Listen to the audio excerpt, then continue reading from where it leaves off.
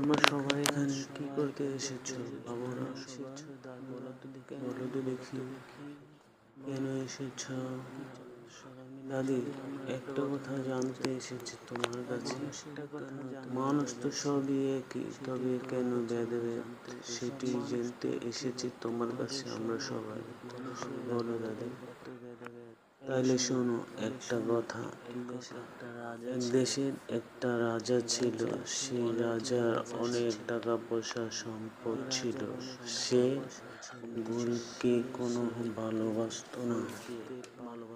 সে টাকা পয়সা ভালোবাসত, বড় লোককে ভালোবাসত। সে একদিন সব প্রজাদের ডাক দিয়ে এনে সব প্রজাদের মেরে ফেললো। তখন সে বলল, এখন চিন্তা নেই, কোনো গরিব নেই। তখন প্রজাদের মেরে ফেলে। কয়েক বছর পর সে দেখলো খাবার সব শেষ হয়ে গেছে।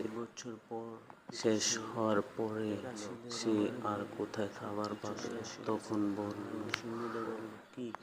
তোমরা সৈন্যরা খাবার এনে দাও। তখন সৈন্যরা বলল, আমরা তো কৃষিকাজ পারি না, ওই খাবার এনে দিব? আমরা তো বড়লোক, আমরা কিছুই পারি না, খাবার এনে দিব? আমরা তো খাবার নিজেরাই ওদের থেকে আমরা কিভাবে খাবার আনবো? আমরা তো সবাই বড়লোক, আমরা তো কৃষিকাজ পারি না, কিভাবে খাবার এনে দিব আপনাদের? খাবার তো ঠিকই, এখন তো কেউই আমরা কিভাবে কাজ করবো?